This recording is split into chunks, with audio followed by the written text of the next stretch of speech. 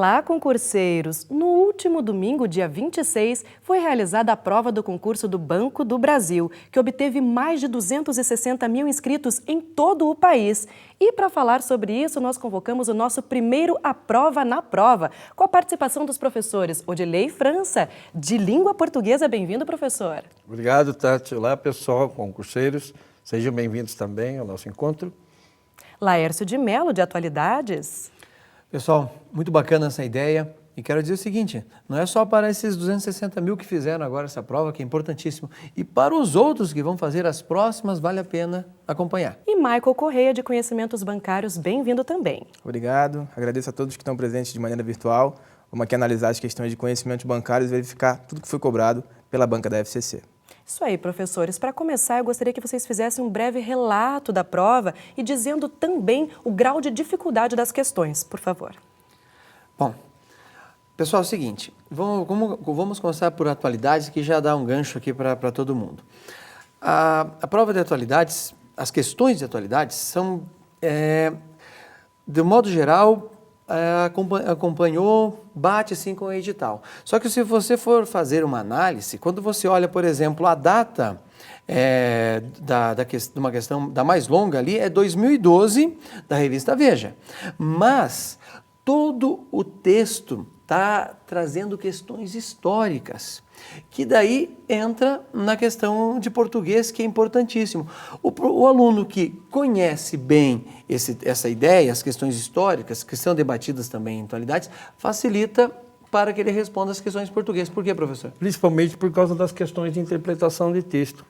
Vocês vejam, a prova, a Fundação Carlos Chagas manteve aquela estrutura, né, de prova para banco e trabalhou exatamente a parte de interpretação e compreensão textual. E quem sabe a atualidade tem uma facilidade muito maior exatamente por se tratar de texto histórico. Então ele sabe a informação, ele consegue entender com maior facilidade, aí ele consegue resolver dois conteúdos diferentes. Fica muito mais fácil assim, professor. Eu acho que um comentário ainda vale, é que, pensa bem, eu estou ali fazendo a prova, desesperado, querendo que tudo dê certo, só que um momento eu vou cansar.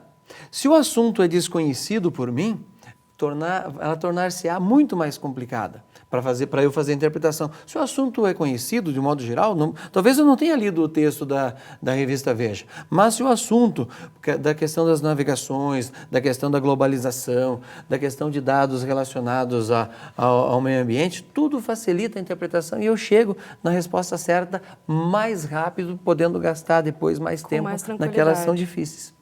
Exatamente. E no que diz respeito a conhecimentos bancários, professor? No meu caso, nas questões de conhecimentos bancários, foram 7 questões cobradas no concurso, então dá um pouquinho mais do que 10% da prova. Então, no geral, a Fundação Carlos Chagas manteve o que é de se esperar dela nas áreas específicas, que nesse caso é um dos componentes dos conhecimentos específicos, que é o conhecimento bancário. Facilita para quem já vem estudando há muito tempo, porque algumas questões foram cobrados os conceitos tal como a gente encontra na internet. Foi só uma questão, por exemplo, ele pedia a missão do COAF. Então, se você soubesse qual era a missão do COAF, com as palavras-chave, você conseguiria acertar a questão tranquilamente. Como eu disse, facilita para aquele que estudou, que já vem estudando há um bom tempo, tem uma preparação mais sólida. E, por outro lado, acaba corroborando com a situação de facilitar para quem vem estudando há muito tempo, que pelo fato de ser uma prova relativamente fácil, pelo menos eu considerei a maioria das questões dessas 7 fáceis e 2 com um nível de dificuldade de médio para alto, pelo fato de não ter questão para você entrar com recurso. A pessoa fala, queria entrar com recurso numa questão aqui que eu errei. Então, se a pessoa não errou a questão, porque a prova, no geral, é uma prova fácil, ela não vai precisar do recurso e o fato dela de ser uma prova que não teve recurso, acaba facilitando, porque você não faz com que aquela pessoa que tenha errado a questão faça a média ficar mais alta. Então, nesse ponto, eu acho que uma prova no estilo que é a da Fundação Carlos Chagas facilita para aquele cara que sabe fazer prova de concurso e não necessariamente saiba só aquele conteúdo que é pedido, que é uma coisa completamente diferente da outra, como a gente sempre costuma colocar nas aulas que preparam para fazer concurso público. Desculpe te interromper. Essa parte é o que eu tinha para comentar de generalidade da minha área de conhecimentos bancários. O professor Laércio já tinha comentado, falou algo sobre o edital, mas eu gostaria de saber de todos. Foi cobrado o edital? Vocês sentiram que faltou alguma coisa? Como que foi essa relação com o conteúdo cobrado no edital? A parte de língua portuguesa limitou-se exatamente à compreensão e interpretação textual. Nós temos uma questão de coesão textual, em que cobra o pronome demonstrativo isso, né? E temos duas questões de reescrita, na verdade, de frases, né? Nada difícil, pois qualquer um que tenha facilidade com leitura, pratique sempre a leitura, consegue resolver isso com maior facilidade, Tati. E também nós tivemos uma questão de sentido, significado, de expressão, como sempre a Fundação faz. E dessa vez, sem maiores problemas. Não foi uma questão complicada também, porque normalmente a Fundação complica quando ela pede significado de expressão dentro do texto, né? E aí vem vocabulário que a gente não conhece. Mas neste caso específico desta prova também não houve maiores problemas não. Uma prova tranquila, lógico, cobrado bem pouco do conteúdo, né? Porque eles se limitaram mais a isso só. Né? Professor Laércio. Reafirmo, em termos de atualidades, e também isso, o leque é muito grande. Mesmo que seja só os 2 últimos anos, o leque é enorme. Você vai encontrar, então, atualidades, podemos dizer que tem atualidades, tanto na questão de português, vai ter questão relacionada ao conhecimento bancário, que a gente comenta depois, e até em matemática você vai ver que tem questões de atualidades. Uma das questões está relacionada ao preço do petróleo. Ora, qualquer dia que você assista um jornal, ou leia um jornal, tem sobre o preço do petróleo. Se você está acompanhando, aqueles números que vão aparecer ali não se tornarão algo assustador para você fazer a conta, chegar ao resultado correto. A vantagem dessa prova é o entrelaçamento das disciplinas, e isso está se tornando uma tendência. Você nunca encontra uma coisa específica, só de atualidade, só de português. A gente percebe que a mistura é grande e vai ficar ainda maior. O aluno vai ter que transitar em todas as áreas, vai ter que estabelecer relações. Nesse ponto, tem que elogiar. E, professor Michael, você já citou que teve bastante conceito, mas teve bastante relação com o edital? Faltou alguma coisa importante?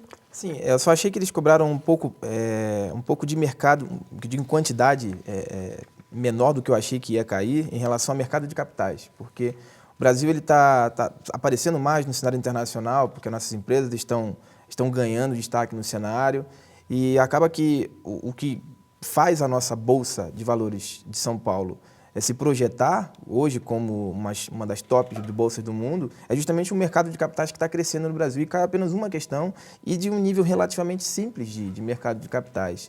Até confirmando o que o professor Laércio comentou sobre ali o entrelaçamento de conteúdos, eu posso destacar 2 questões que caíram de conhecimentos bancários.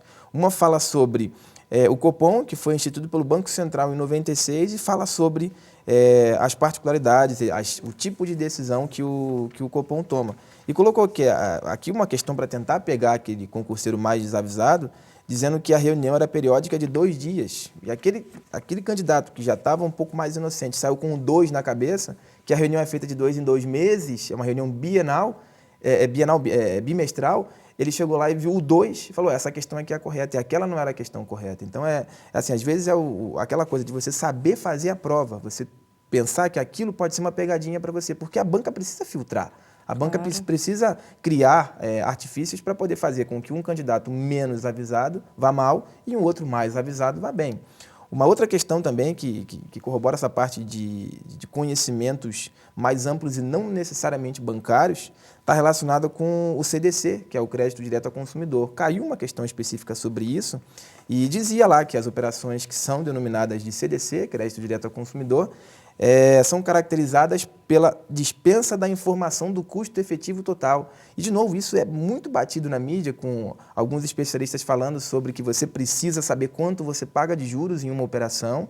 E, nesse caso, você já tem lá aquela siglinha CET, que é o custo efetivo total. Você precisa ter essa informação disponibilizada de maneira muito visível pelas empresas que prestam esse tipo de serviço. Então, se você entra numa loja, você verifica o valor da parcela, em tantas vezes, aparece lá embaixo, com uma letra pequenininha, CET, custo efetivo total. E a empresa, a loja, enfim, o comerciante que está fazendo isso, ele não está fazendo isso para destacar que ele vai cobrar 100% de juros ao mês, como acontece em algumas situações absurdas. Mas é porque ele está seguindo uma legislação específica que estabelece que ele precisa fazer isso. Então, não é apenas conhecimentos bancários que a gente possui aqui. Em algumas questões, isso foi marcante. É o conceito, como foi cobrada a missão do COAF. Sim, isso é um puro conceito, cru, mais nada. Quem leu e decorou, acertou a questão. Só que são muitos conceitos para serem decorados, e aquela pessoa que está estudando há pouco tempo não tem tempo de ter acesso a uma quantidade de conteúdo tão vasta e conseguir ter aquilo na mente de maneira setorizada, sabendo que na hora da prova você vai precisar buscar aqueles arquivinhos no cérebro lá em pouquíssimo tempo, que é o que a gente tem para cada questão. Mas, no geral, poderia ter tido um pouquinho mais de refinamento, principalmente no mercado de capitais. Mas tratando de questões de Carlos Chagas, a gente já sabe mais ou menos o que esperar, mas eu esperava pelo menos 2 questões de mercado de capitais e não só uma, como foi colocado aqui. Mas no geral, específica de mercado de capitais. Mas no geral, sim, o que foi cobrado foi bem distribuído, mesmo porque são 7 questões e só pontos de edital eram 10. Então é óbvio, você não, cobrando um conceito, você não teria como cobrar todos os pontos vistos no edital, mas é bom porque você amplia os conhecimentos que você pede daqueles candidatos que vão ser aprovados. Professor, desculpa, Tati, mas quando eu vi a questão do Copom, eu já lembrei, cada vez que vai sair a ata, o jornalista e mesmo o pessoal especialista na área fica preocupado com a palavra que o Copom vai usar. Qual a palavra mais forte? Quem sabe, claro que eu vou exagerar aqui no exemplo, quem sabe, talvez, vamos aumentar, possivelmente, se acontecer isso. Então, as palavras na ata do Copom, de 2 em 2 meses, e é sempre batido isso, tem uma força muito grande. Já indicam uma tendência do que o mercado vai vir a fazer, porque alguns especialistas já vêm batendo naquela tecla durante algumas semanas antes da reunião acontecer. Perfeito. Algum assunto foi cobrado de uma maneira especial ou recebeu uma atenção especial ou teve dificuldade maior que vocês perceberam nas provas de vocês? Na prova de português não houve maiores dificuldades, não. Os textos são muito bons, o professor Laércio... Eles são longos, né? Eles são longos, mas são muito bons, muito bem escritos, né? O professor Laércio teve a oportunidade de ler, porque, na verdade, português e atualidades está tudo junto aqui, né? Então, os textos são tranquilos. A questão é, às vezes, a atenção, só isso, porque o estado de tensão durante a resolução da prova, né, pode mudar exatamente o entendimento da coisa. Olha só, uma das questões, que claro que eu estou olhando aqui para a prova tipo 1, mas mas você vai lembrar aquela dos conhecimentos básicos, que tem um texto que pega toda uma coluna. O tempo que eu gasto para fazer essa leitura, e você não sabe onde que está a resposta. Então, se você não estiver muito atento, se o assunto não for conhecido, a hora que você vai buscar a resposta lá nas alternativas, fica muito longe. E naquela tensão do dia você pode se perder. Então, a bronca só está no tamanho, mas isso é uma tendência e não tem como fugir. Vai ter que se acostumar com textos longos, não pode fugir disso. Mas por isso que é importante o aluno sempre dar muita atenção ao primeiro parágrafo, porque veja que no primeiro texto ele vai falar já de globalização. Sim. Lá em 1600 e pouco. Se o cara não sabia que a globalização está relacionada às grandes navegações, ele ia achar que o texto estava errado. Exatamente. Porque o termo globalização dá a impressão que é uma coisa nova. A globalização começou ontem. Não. Uma boa parte dos pensadores entendem que a globalização começa com as grandes navegações, lá dos holandeses, e assim vai. Se vai aumentar com Cristóvão Colombo, com Cabral, passar o Cabo da Boa Esperança e assim por diante. Tudo isso demonstra. Então você olha ali, como os holandeses fizeram isso lá antes de 1500, como é que pode isso? Não, exatamente. Por isso que é importante. Vejam que ele já fala de Holanda e China no primeiro parágrafo, e no último parágrafo ele vai falar de China e Holanda de novo. Então, por isso que o texto é muito bom, é uma redação excelente, e o último parágrafo fecha o primeiro, que é o da introdução. Então, quando o texto for longo, você não vai perder tempo em reler o primeiro e o último parágrafo de novo, porque ele vai determinar para você momentos dentro do texto. Quando você tiver que retornar ao texto, você já sabe, isso não está no primeiro nem no último parágrafo, está no meio do texto. Porque primeiro e último parágrafo, como em qualquer redação, deve ter pé e cabeça para o texto ser bom, certo? No meu caso aqui, ficou claro que a banca queria que o candidato que fosse aprovado, ele fosse bem generalista, que ele tivesse um pouco de conhecimento de tudo. Porque a gente teve uma questão aqui que falava sobre crédito rural, concessão de crédito rural. Então, se eu não trabalhar no campo, eu tenho que saber o que aquelas pessoas no campo têm direito com relação a crédito rural. como eu já falei, foi colocada uma questão de mercado de capitais, que não tem nada a ver com a parte de crédito rural. Uma outra questão que falava sobre penhor, e especificava sobre os bens móveis. Então, a gente teve uma série de questões, cada uma com um ponto completamente diferente do outro, para poder trazer a informação de que a banca estava buscando diversos conhecimentos distintos, A, B, C, D, E, F, G, e eu queria que aquele candidato que fosse aprovado, ele tivesse um mínimo de aproveitamento que pudesse me mostrar, eu sei todos esses conteúdos que você precisa que eu saiba. Então, nesse caso, a gente consegue verificar, sim, a tendência de você cobrar questões mais direcionadas, mas só que nesse caso você trabalhar com conceitos que são chamados conceitos-chave para você trabalhar como um escriturário do Banco do Brasil, que a gente sabe que é a porta de entrada para você desempenhar qualquer tipo de função no Banco do Brasil, é você entrar como escriturário. Então você precisa ter esses conhecimentos que a gente chama de mais generalistas, tem que saber um pouquinho de tudo e não necessariamente saber demais de um ou de outro tema. A minha parte, pelo menos, está muito claro isso. Essa questão do crédito rural que o professor está falando, dá a impressão que a pessoa, só porque trabalha na área urbana, não tem nada a ver com a área rural. O Brasil funciona, na sua maioria, por causa do rural. Se nós temos bancos hoje na área urbana, é porque vende soja no interior do Mato Grosso do Sul, Paraná e assim por diante, porque vende máquina agrícola que é feita na área urbana, que vai ser usado no campo. Então, o candidato, quando eu li essa questão, embora não fosse da minha área, eu pensei, olha, estão cobrando uma pessoa tem uma visão mais ampla, mais global, sim, não é simplesmente fechada ali dentro de uma agência bancária. Exatamente. Professores, já saiu um gabarito preliminar. Vocês acham, de acordo com cada disciplina, que vai ter alguma alteração no resultado oficial, pelo que vocês puderam perceber? Em português, acho que não. Eu acho que todas as questões são justificáveis, as respostas dadas a elas são justificáveis, né? Inclusive, eu tive cuidado de fazer algumas anotações. Então, não há nenhuma possibilidade de haver mudança em alguma questão ou cancelamento de alguma questão. Não ficou dúvida? Não.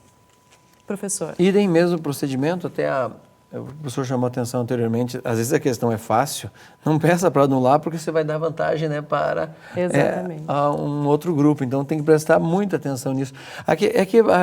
A elaboração dela, os textos estão muito bem elaborados, o comando para a resposta foi muito bem escrito, o que deu tempo, com certeza, de evitar certos erros que são comuns naquelas provas que são feitas em cima da hora. Exatamente. E com pouca gente para tentar, entre aspas, manter o sigilo. Professor Michael? No meu caso, a única questão que fugiu do conceito bruto foi a questão que fala sobre o mercado de capitais, que coloca uma situação simulada do Banco do Brasil emitindo mais ações primárias e secundárias, que você tem que fazer uma interpretação daquele texto, daquela situação que é jogada. E mesmo assim, a interpretação ela não gera dúvida, não tem nenhuma uma alternativa que tenha a mesma tendência de uma a outra e que as duas pudessem ser a resposta, não.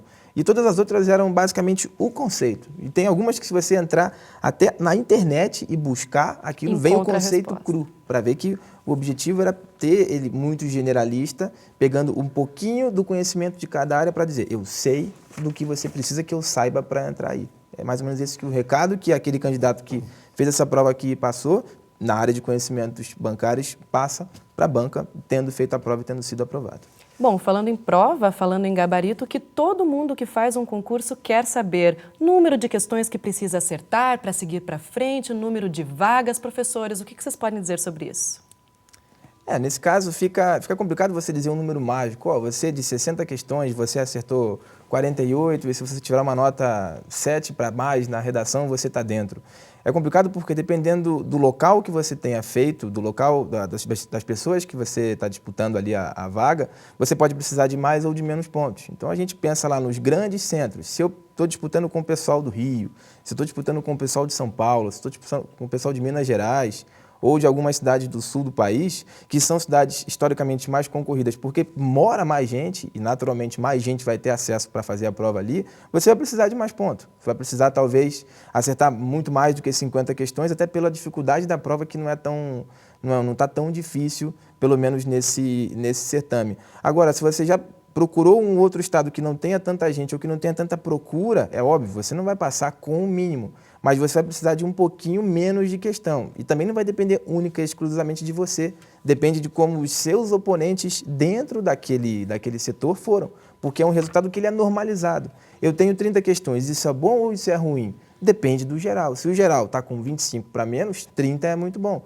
Mas dependendo de onde você tenha feito, você está com 30 questões e 30 questões pode ser péssimo. Se todo mundo estiver acima de 50, você está com os mesmos 30 e não está tão bem assim. Então, essas são as mazelas de você fazer um concurso que, embora de abrangência nacional, ele tenha a classificação por locais distintos. Então, aquela mesma pessoa que ele pensa, se eu tivesse feito a prova para o Acre, eu estaria em primeiro lugar, mas eu fiz para São Paulo e não consegui entrar nem na reserva. Então, isso acontece, isso é muito comum, porque você está num local mais ou menos desejado. E é óbvio, você tem ali o seu planejamento também de vida. Não, eu não vou fazer a prova, de repente, num lugar mais distante do que é o que eu cresço, porque não compensa a mudança de endereço, vou ter que entrar num local completamente novo, prefiro estudar mais, saber que eu vou precisar tirar um pouco mais de nota, para poder entrar num grande centro, ou entrar pelo menos numa cidade de interior, mas que tenha uma estrutura um pouco mais desenvolvida. E é óbvio, depende muito do objetivo de cada aluno. Mas nesse caso aqui, eu costumo dizer que quem acerta 90% das questões pode ficar com uma boa esperança, mesmo sendo uma prova de um nível de fácil para médio, não considero essa prova muito difícil. Mas se você, eu costumo dizer para os alunos, se você tem 90% de acerto, você fica na expectativa, e uma expectativa boa. Se você tem de 90% para menos, você vai ficar assim na expectativa, mas já torcendo para alguém, de repente, ter algum tipo de problema e faltar algum exame que venha na sequência para você entrar. Mas nesse caso aqui, eu creio que a partir de 85%, você, dependendo do local, é claro que você esteja esperando a sua vaga para entrar na estrutura do Banco do Brasil, você já pode sim esperar alguma coisa que possa acontecer de maneira mais positiva. Sem contar assim. que 260 mil pessoas, um quarto aí de milhão, é muita gente, né? Não dá para fazer uma previsão em cima disso, é muita gente. É muito difícil. Bom, vamos ter que aguardar então. Muito obrigada pelas participações, professores, obrigada pelas dicas e boa sorte para os concurseiros. Vale lembrar que se o candidato quiser entrar com algum recurso, o prazo encerra nesta quarta-feira, dia 29. Todas as informações sobre o assunto podem ser encontradas no item 1.1 do edital de abertura. E o nosso A Prova na Prova fica por aqui. Obrigada pela companhia e até a próxima.